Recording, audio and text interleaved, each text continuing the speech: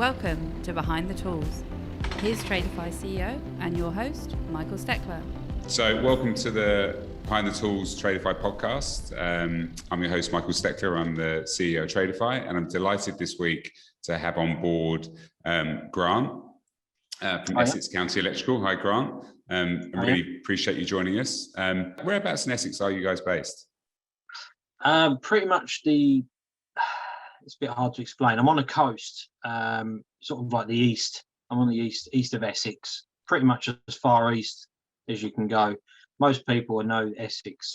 If I said South End, it's sort of that direction, but it's a different coastline. So when I tell people the town that I live in, they're like, "What? Where? Who?" So it means nothing to people. So I'm on the very east coast, sort of above South End, just above South End. Just above South End. Cool. All right, great. Fantastic, and thanks for joining us. And so you've been doing this for a while. Do you want to maybe give us a very brief kind of synopsis of how you got into the business and how you got to where you are now?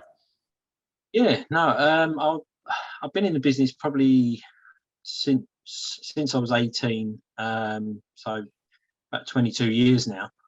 And it's obviously I've done an apprenticeship, 3 or 4 year apprenticeship. I think it's 3 years back then. When I was 18, I couldn't get an apprenticeship to start with. I did sort of an MVQ into electrical electronics while I was trying to get apprenticeship, because obviously it's quite a hard thing to get. And so I've done a year on an MVQ, and then an apprenticeship come up. So I've done that, and then sort of worked my way through. Finished my apprenticeship with I didn't finish my apprenticeship with the company I did my apprenticeship, started it with. They actually went, they went under. So I had to leave and go to another company, which continued my apprenticeship. And from then on, it wasn't long, since I qualified, I went straight self-employed. I've always been sort of around the self-employment sort of thing. I just enjoy it. So how long have you been working when you decided to sort of go self-employed fully? I finished my apprenticeship, and probably I'd say within about 5 years of being qualified, I went self-employed. But still working for companies more or less full time, just subcontracting basis and stuff like that. So I have my own van. And then just go and do their day-to-day works, whatever that will be, call outs and things like that. Worked in several different companies just to get loads of different experience. And done quite a bit of varied work with the amount of companies I've been with. Been back employed, back self-employed, employed, self-employed. So I've done a few different jobs. Yeah, and what made you decide to sort of go out on your own when you did at that moment in time?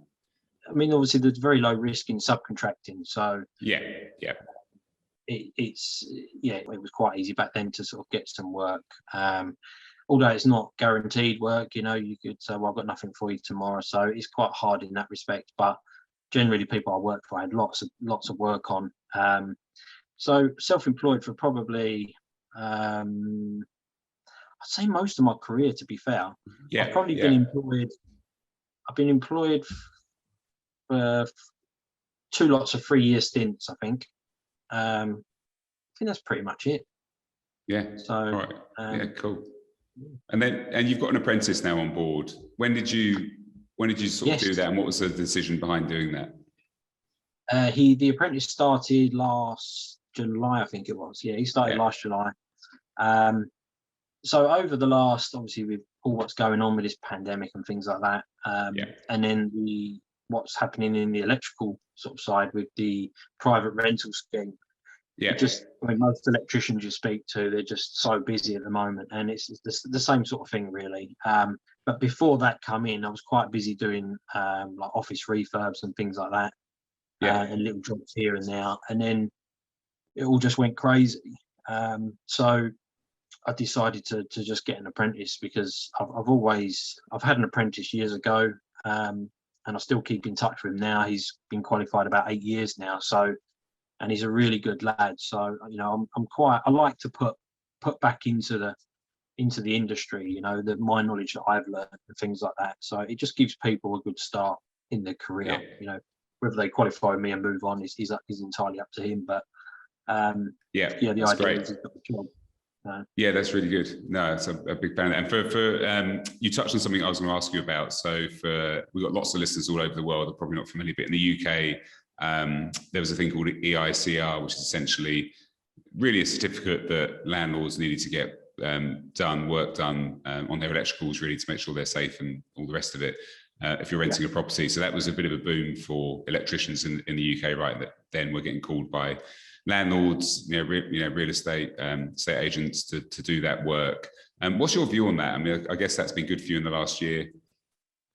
Yeah, it's it's just been a bit of a roller coaster, to be fair. And it's it's just I basically got one large agent, which right. I mean, working up to the point of July when the regulation come in for this EICR. Back in January, I knew it was going to come in this year, but I didn't know when. So I sort of put my name about with a few agents and things like that. And so come July, I got contacted by one agent, and they wanted to do quite an urgent EICR for them. And then it went from one to remedial works, do the remedial works, then it's like, oh, we've got another one for you. And then before you know it, the head office is calling me up and said, I've got 80, can you do them? So it just went absolutely crazy for me. And I've probably done about 120 since that day. So it's and it's still going now, but obviously it's quietened down a lot more now. We can breathe a bit more, but it's it's just been a roller coaster ride with the private rental scheme with these EICRs. To be fair, doing it over 12 months is quite a task, really, for the whole country to try and bring standards up on properties that have never really been tested. Hardly ever. You get the odd ones, but most of them have never seen a test meter on them. And so, as you can imagine, you find all kinds of scary. Yeah, I was going to say, I guess some were probably quite straightforward, and there were others that just needed a complete, almost start again. Yeah, it can be as straightforward as just putting your periodic inspection label on the board, or just changing the light switch to. Well, I haven't had it yet, but some people obviously do full rewires, but I've not actually had a full rewire yet. Out of it, but it can be day, 2 days work to try and bring it up to speed. So it's been some ups and downs in this the last since July. I bet. And it's interesting, you touched on something I was going to ask you about. I think one of the things I sort of noticed on your I guess your digital presence is pretty good, right? You're pretty active on Instagram, you've got a couple of thousand followers there, you're on YouTube, you've got a decent website, you're called Essex County, but as you rightly pointed out, it sort of doesn't matter where you're based or where you are actually. I think it's just a decent sort of an electrician's business that's got really good presence. How did you made you decide how you focused on your kind of general marketing and how you sort of think about your business from an online perspective? Online, I mean, to be honest, I've never really dabbled it. If you talk to me about Facebook, I wouldn't have a clue. I hate Facebook. It just baffles me, really, most of it. But so I joined Instagram a couple of years ago. It's been interesting to see because we all live in especially electricians, from my perspective, you live in your own little bubble of, you learn stuff over the years, like the 22 years that I've been in the industry, and you do the same things again and again because you think they're the best way to do it. And then you sort of join a community on Instagram where people are showing different ways of doing things, and I sort of really enjoyed it. I really liked sharing my stuff, commenting on people's stuff. They commented on mine, and it's like, actually, that's a really good idea. But then you find people with tools, and it's like, oh god, I'm going to spend a lot of money now because that tool looks really good. So you start spending a lot of money. But I just like the sort of community of electricians. They're really good on there, and you can have you can improve yourself by being on Instagram. In terms of the YouTube side of things, I've only really been. I mean, the channel's been up for about a year or just over a year and a half, but I've only really been active on it the last sort of 3 months because I didn't really know where I wanted to go with it. So I'm just sharing. There's quite a few electricians doing the same thing, but I'm just sharing a few things that I do, a few opinions, and just the things that I do really. Day-to-day stuff. No cherry on the top. Just that's what it is. And you get to see that sort of thing. And a few people like watching it, so I'm happy with that. Yeah, no, it's really cool. We had I had Nick Bundy on here in our first episode, and it's funny. And he was talking about. I was asking that question about how did you get into YouTube, and he just fell into it. But he referenced the same thing, which was actually some of it was tips and tricks, and just seeing out of interest how other electricians were doing stuff. And occasionally you'd see something and think, oh, actually, I should do it that way. And as you rightly say, occasionally tools or suppliers they were using, and he would then go and try that stuff. So I think it's really fascinating how that's grown. But it's kudos to you for having a really good presence. I think it makes a difference from a end customer point of view as well, that people know where you are, they find you. It's it really sort of adds credibility, I think, to the overall experience. And then I think so. I mean, if you're willing to share your work on a social media platform, I think it says a bit about the company. Yes. I'm not ashamed of what I do the best job that I physically can for every job that I do. And if a client sees, it's all labelled up on my van. Stick it up with all the social media. So if they want to look me up, they can see what kind of work. I've had a couple of phone calls say, "Oh, I've seen your video on YouTube. You've done this, or can you come and do this for us?" And so it's been pretty positive, to be fair. Oh wow, really? So you've actually had got some work from someone looking at one of your YouTube videos and saying 1 or 2, just small job, 1 or 2, which is nice. And I actually bumped into someone the other day. I was just sitting eating my KFC for lunch, and he pulled up next to me in the van and said, "Oh, I've seen your video on YouTube." I was like, "Really? I've only got 500 subscribers." You really recognise me. So, it's nice. Oh, wow. You're a celebrity in the street getting pulled over while you're... That's amazing. One person. Well, it's a nice start. It's good. Yeah, that was nice. It was nice to speak to him and have a good chat with him. So, it's a local company as well. So. Cool. And then one of the things I noticed on your website in particular that stood out, which I thought was interesting, was you seem to be leaning very heavily towards kind of EV charging and very much sort of renewable sort of energy approach to your business. Is that an intentional sort of shift in how you approach things? Yeah, no, see the EV market is starting to get. I got into it literally the first day of lockdown in March, end of March last year. Yeah. I had a course booked up, a 2-day course, Sitting Guilds course for it. First day went because it was in a hotel, ran the M25 somewhere. So I done the first day, and then Boris announced the lockdown literally for the second day. And I was like, "Oh, please just let me finish my course." And I don't want to wait, God knows how long. So thankfully we're allowed to get back there to finish that last day. So I finished it then. And then it sort of sat on the back burner. I quoted a few jobs, and obviously the interest in EV had only just started to sort of really take effect, and manufacturers were starting to bring out more cars and things like this. And so inquiries were quite low to start with. But to get fully registered was a bit of a palaver with the DVLA and things like that, because you have to claim the grant yourself. So it was a bit of a headache. But once all that was done, it's just something that's been in the background. I knew it was coming, and I wanted to get on the boat early. Yeah. And I'm getting a lot of inquiries now. I've got a couple of quotes to do tonight for it as well. But it's it's been going well. More on the domestic market at the moment, but I think commercial is going to start picking up a bit more. Yeah.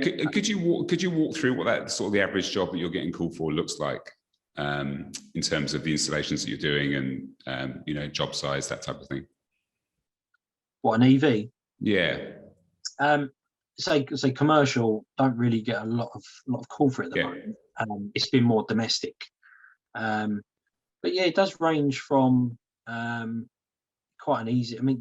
It's generally it's just a circuit. So, but it can take between half a day and a full day, depending on how long the cable run is. But sometimes people have got solar PV, which is where you asked on the website's going towards PV as well. So I'm getting back into PV because I used to be in it a few years ago in quite a big way for a company.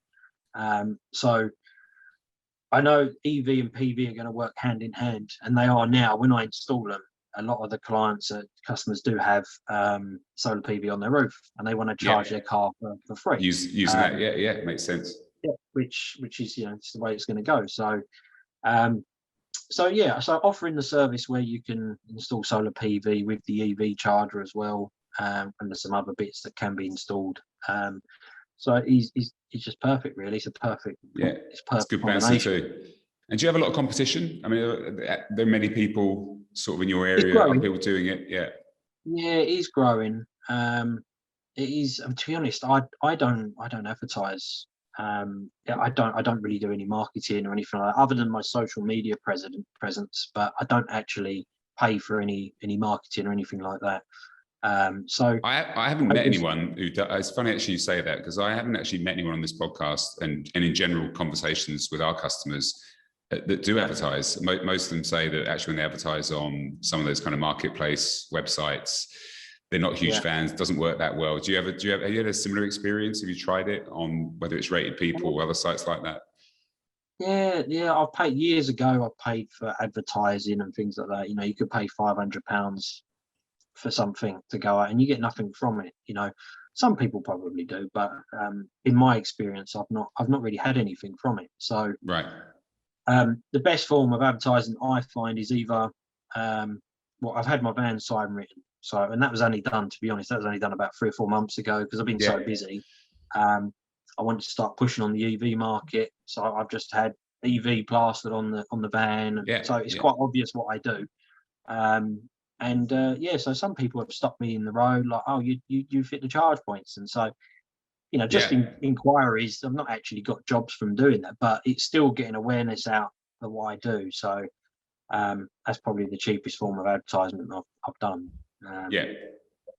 But it is. I mean, there's a lot of installers around locally now. Obviously, the market is starting to grow. So there is a lot of installers around, which is good. We need the installers anyway to get the infrastructure in place. So but there's going to be plenty of work for many installers. I don't see that. I don't see it slowing down. It's going to, think about the EV market and the number of people that own electric vehicles and what's going to happen in the next 5 years. Just the level of manufacturers that are now releasing them. It's just going to accelerate. So I think it's very smart that you've sort of got ahead of that. And it's funny actually, because there's a car dealership near me. It's sort of the analogy I draw. And I was chatting to him one day. He started selling electric scooters. And he said, "Oh, I'm not selling cars. I'm not selling cars anymore. I make more money from selling electric scooters." And he just changed his whole business just to sell electric scooters. And it was fascinating because there's still some cars there. And he said, I'm just trying to get a shot of the last few cars in the sort of forecourt, and then just all electric scooters, because the margins were just so much better. And he was probably one of the first ones to do it in that area. So it's pretty interesting. And you've done some interesting work. One of the things that I sort of piqued my interest when I looked at some notes about your business was that you'd worked, and you did correct me at MI6, not for MI6. It turns out in the building next door, because I sort of read it the wrong way first. I was like, well, you actually worked at MI6. I'm surprised you talked to us about it. But anyway, but you've done some interesting work in other sort of places. Do you want to maybe talk to us about the most interesting work you've done? I've done quite a range of different jobs, really. I say jobs. I used to do a lot of modular buildings, which for like offices and sites and stuff like that. But they can be as little as like a 1-bay unit, 12 by 3 meters, or the largest that I was involved with. No, it wasn't for my company. This is when I was subcontracting for a friend of mine. The largest we've done is probably the one next to the MI6 building, which is about 88 bays. It's 4 stories high. Wow. And that was for the Thames Tideway tunnel. So that was at Battersea there. And that's like the 17-mile sewer that's under London, the new sewer that they built under London, and that was the head office for it. And just the health and safety to get on site, just for that job alone was was ridiculous. I had to do a half-day medical exam, Oh wow! and then I had to do a 2-hour what they call an onboarding, which is it's basically a multiple choice questions, and it's like a test. That was in London, and then you have to go and do a whole day of role play. Now, it's the most weirdest experience because they hire professional actors to do the role play in front of you, but they involve you into it. Right. And I've never really been involved with actors and stuff like that before, and it's amazing how good they are. Just in front of you, like you believe them, like you're talking to your friends or thing. I've never been in that experience, but they put on it's really good because they put in like they role play like an accident on site. Oh, I see. Yeah. But they play, it's all different setups. So part of it's like a whole floor of all different scenes. So the first scene is like you're in the canteen and there's a couple of blokes talking. Oh, I'm really tired, and I didn't get much sleep last night.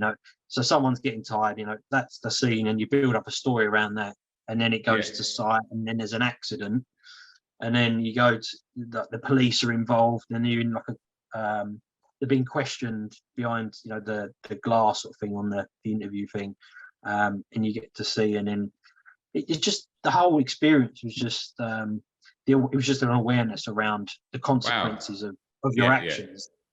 On site, and I've never experienced anything like this in my life, really. It's all this just to work on site, so it was really good.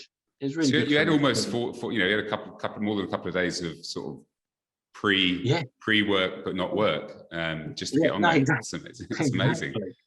But that was good. So I've done that. I've worked on army barracks, doing modular buildings and army barracks. Done some of the quite high end ones. I think it's we've done the offices for, I think it's for security for it's like the headquarters for the British Army, for the European headquarters or something like that. It's down in Wiltshire somewhere. But that was quite high profile, with like filters on the electrical system so no one can tap in and steal information. The filters were like at least £8,000 each, and wow, it's just absolutely crazy security. And how did you get involved in those jobs? Is that were you subcontracting then, or? Yeah, that was subcontracting for a friend of mine, but it was all for a modular building company. So this modular building company would get all different kinds of clients. We'd fit in like a music studio or something like for a school, or would do can have a classroom for a primary school, right? Or you do head offices for the Thames Tideway Tunnel, or you do army barracks. Such a wide variety. Power stations. We've done some quite a large buildings in Hinkley Point in Somerset. It's about 110 bays, I think, went in there. I wasn't heavily involved on that one, but I was down there for a few weeks or so. Some of the other guys were down there for about 4 months. It's just it's another world. Oh, wow, it's a big job. I bet. What else have we done? Prisons, done about 3 different prisons, 2 around London, or 1 around London, Pentonville prison. I've done some work in a youth offenders prison down in Kent. And I've done a high maximum security prison in Peterborough. I guess that maximum security one probably, I would imagine, had similar kind of rigmarole around getting in and security and how you approach that. It's absolutely crazy. The security is probably worse than an airport, as you would imagine anyway. Worse than an airport. But it's the same sort of procedure as an airport. You put all you got to take all your belongings off, your phone, any metal, anything, like absolutely nothing, no belt. You put that in a locker, and then you take your boots off, you go through a security, you get scanned, you get patted down, you get all kinds of things there, and then you can go through. Obviously, your tools are a different kettle of fish altogether. Right. With it takes even longer. Checklists. You've got to make sure every tool's there. Actually, every single piece of tool you've got in your bag has got to be accounted for. Yeah, the security is just crazy. You know, if I took a step ladder in, for example, I have 2 escorts with me to start with. You know, no matter where I am in this prison, I have 2 escorts with me. Then if I take step ladders, when I go outside of any buildings, but inside the compound, so you're not near any prisoners anyway. Right. I was just thinking, I can see why they're slightly nervous about a step ladder by a window, but yeah. Yeah, but the step ladder's only like 5 treads, and they're yeah. walls Oh, right. like Okay. Yeah. 10 meters high or whatever. It would still be quite, it wouldn't be the best. It wouldn't be the most well thought through escape plan coming in with the greatest escape. No, it wouldn't be the greatest escape. They have to put another guard in for us with a guard dog as well. Oh wow! Just to escort you around the prison grounds, which and like to get such a small job. For example, if we went to change like I think one job we had 10 lights to change. Just swap them over, not wire them, not nothing. Just swap the lights over for LED light fittings. It took us about 3 days. Oof, just because of all the process to get in. Yeah, you get there at 8 o'clock. You go through your security. You have to wait for your escorts to turn up, and then you go through there. You have to sit somewhere else, and then you have to wait for the radio to say you can go, because if the inmates are moving around, you can't go out. And then you could get an alarm, and everyone has to lock down, and it just to get to where you are with your tool checks and everything, it just takes about 20 times longer. Which is frustrating. I mean, you can't even have your phone. You can't look at your phone. So you can't sit there reading the news or anything. No, exactly. No. So you just got to sit and have a cup of tea or something, or just sit there and twiddle your thumbs. You just can't. Yeah, it's meditation. Should have got into meditation then. Not much you can do. So, as we come towards the sort of the end of this interview, I mean, you've done some really interesting stuff. Any advice you'd give anyone else who's looking to sort of either start out, hire their first apprentice? Anything you've learned through this that you would have done differently, or things you've done that you think, actually, I'll just do more of that? I'm it's picking the jobs, obviously, not trying to go. I've had a few things offered to me, which is sort of well out of my reach, really. Right. Just on the scale, because I'm not a big company. I'm only small. At the moment, it's only me and my apprentice. So possibly taking on another person this year. In the next couple of months, hopefully, fingers crossed.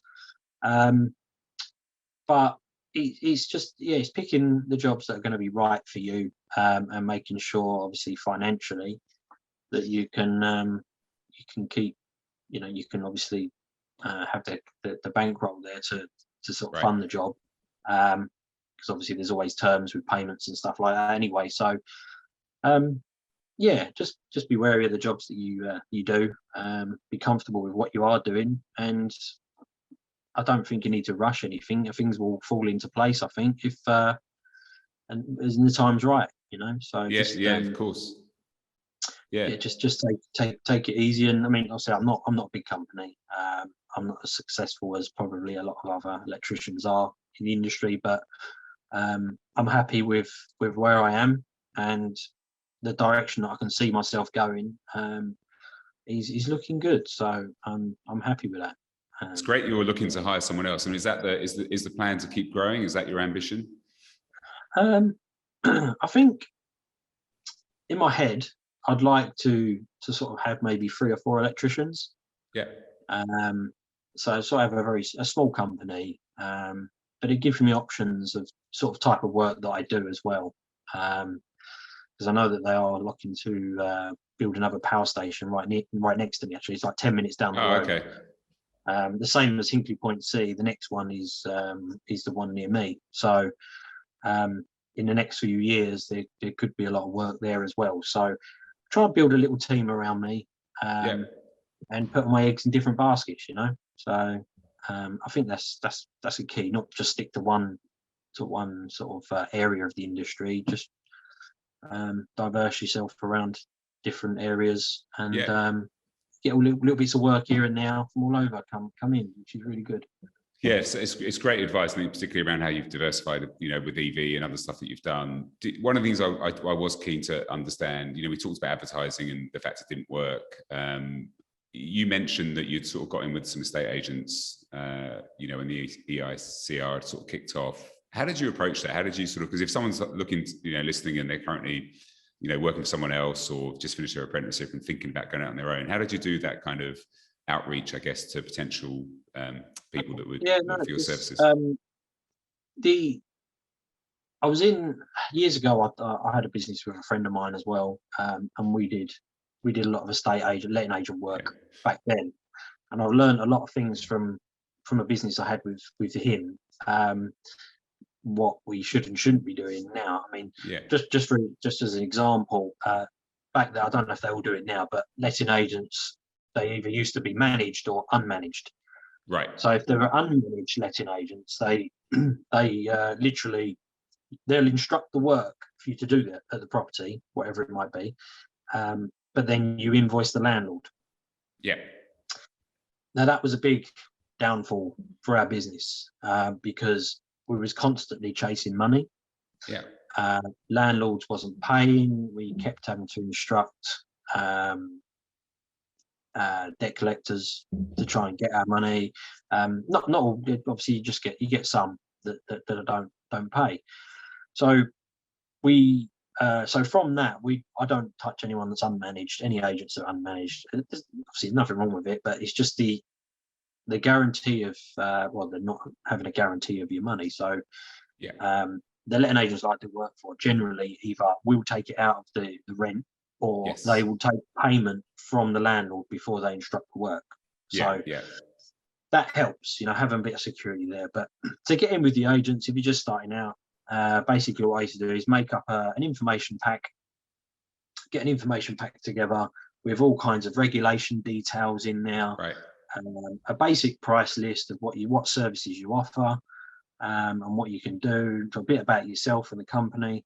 And I put it into, it took me a little bit of time, but put it into those, I don't know what you call them, not binders, but you get the like little plastic. You get like a sleeve each side, and you can put like a plastic binder thing on it. I can't remember what they're called now. And it looks I know like what you mean. I can picture it. Yeah. It's just like for a little presentation type thing, and they're not expensive. I just made up, you know, spent a couple of hours or so making those up, and I just walked down the street, in and out of each agent, introduced who I was, what services I offer. Here's my contact details. Give me a call, give me a try. You know, just great. That's fantastic advice. And that's really, you know, really good approach. You might not get nothing. I mean, you get some agents that won't give you nothing straight away. Yeah. Some, I'm glad you come in. I've actually got a job. And I've got something straight away from some of them, but some took months to come up. So, but once it's on their desk, you know, you're there. So you're front of mind. No, I think it's really, really good advice. And like you say, it doesn't necessarily have to happen overnight. I think you've just put your name in there, and then when the moment pops up, they're like, oh, I saw that, you know, fold, whatever it's called, the sleeve. I can picture it. I can't name it. We'll have to ask people to help us out on that one. Great. Look, I'm conscious of your time, so I'm going to sort of finish up. We have a few questions we asked. This has been great, by the way, really interesting. I think it's fascinating how you've built the businesses, and really great advice for other people looking to do the same thing.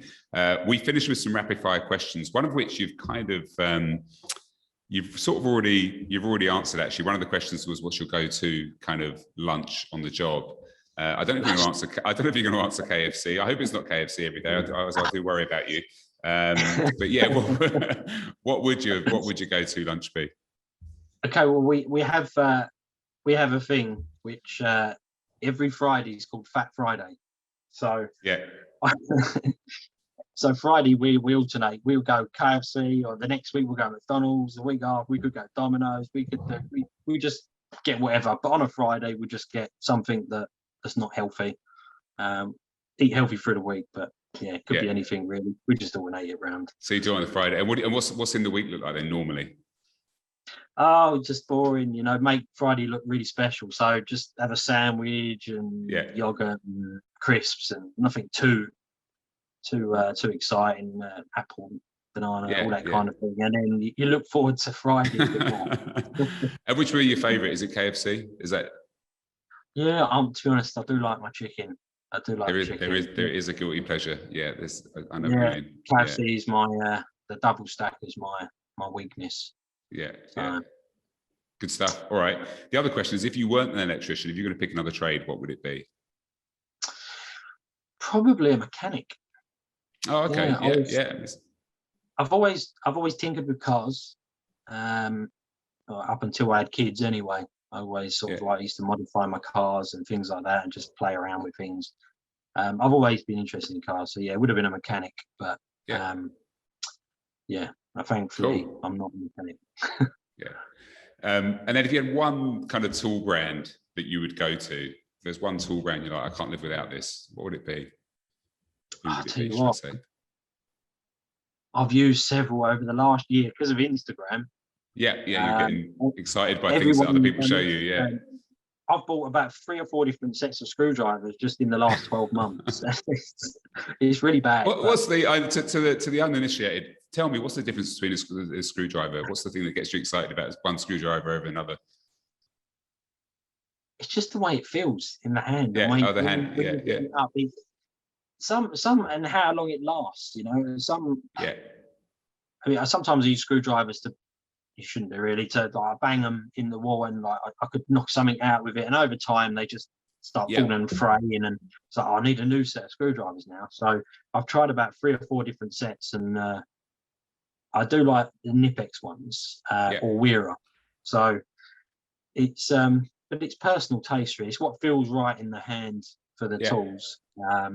But yeah, I'm still experimenting with different things. Sounds expensive. And then Instagram sounds expensive. And then the other one was that hopefully, things are the vaccine rollout. This is obviously a very time-stamped podcast at this moment in time. Things are looking hopefully more positive. When they do get a little bit more normal, if you could pick a live sporting event or a live gig, who and where would it be? Well, I'm trying to go to Formula One. I went not last year, the year before last. Went to Silverstone for the first time. I've always been into Formula One, but I've never been.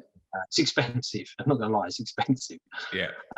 Just to get in the doors is expensive. So me and a friend of mine went, and it's an amazing experience. Just the atmosphere. So I'm trying to go again this year, but they're not. I don't think they're on sale yet at the moment. It's in July, but. I don't think they are. It's funny. I would say I wouldn't describe myself as a Formula One fan, but I've been watching that Drive to Survive show on Netflix. You watch that? Yes. Yeah. That, I must admit, it's given me a newfound excitement around it. It's just when you're seeing what's going on, even though it's delayed, the results. It's a bit of a shame, but it's pretty cool. Okay, great. Well, fingers crossed. And then the last couple of questions were really around, if there's any pranks that you've played on your apprentice. Everyone likes sharing those stories. Good humoured ones, of course. That's what we're looking for.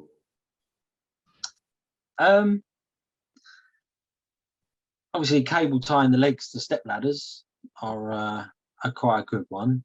It's quite hard. You have to be pretty quick and precise. Like very, very like when they're up, they quickly get them on. But obviously, you have to be ready there in case they fall. But